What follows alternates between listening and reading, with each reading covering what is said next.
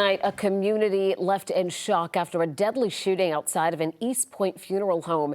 And officers are now left working to figure out who's responsible for taking an innocent life. It happened at Gus Thornhill's funeral home just off of Cleveland Avenue. It's at the corner of Gus Thornhill and South Bayard Street. 11 Alive's Cody Alcorn live for us tonight outside of that funeral home. Cody, this is really just an unimaginable situation. What have you learned so far? Jennifer, family members tell me that the victim brought her daughter to this funeral home for her daughter's grandmother's wake. And when they walked out of that front door, shots rang out outside here at Gus Thorn's funeral home. And as you mentioned, she was shot and collapsed right here, just steps from that front door. Now, the scene is wrapped up here, but take a look what it looked like just a couple hours ago outside the funeral home. Crime scene tape was up across the parking lot along with Gus Thorn Jr. Drive and South Bayard Street.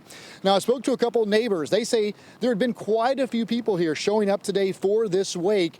This evening, they say all of a sudden they heard multiple shots ring out. They described it as rapid gunfire. And tonight, East Point police confirming this was a drive-by with multiple shooters here. Now, when these neighbors walked outside, they tell me there was a woman screaming, yelling her mom had just been shot and was looking for help. Family members of the victim say this gun violence has got to stop, and this is a senseless act that took a pillar of this community. Oh my God, man, this is like one of the glues of our community. You know, we all from over in southeast Atlanta, Cleveland Avenue, Jonesboro Road area. And she's a pillar of the community for South Atlanta High School, Fulton High School, and Walter F. George High School. You know, the area is a stranger to this kind of stuff.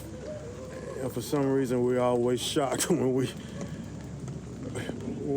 it's someone we know, but it's always somebody's loved one. So. It is different too when it's... Man, this is crazy and absolutely insane. This lady's supposed to be just going to a wake, you know? This is...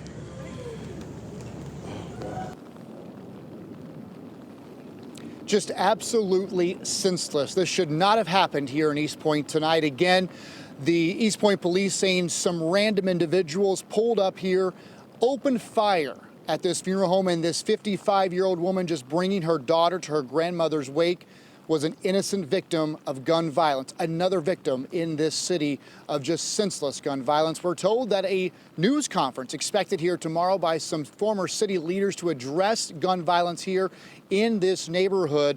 As of tonight, the shooters remain on the run. East Point police asking anyone who knows anything about this deadly shooting to contact investigators. Live in East Point, Cody Alcorn, 11 Alive News. A terrible story there tonight, Cody. Thank you so much.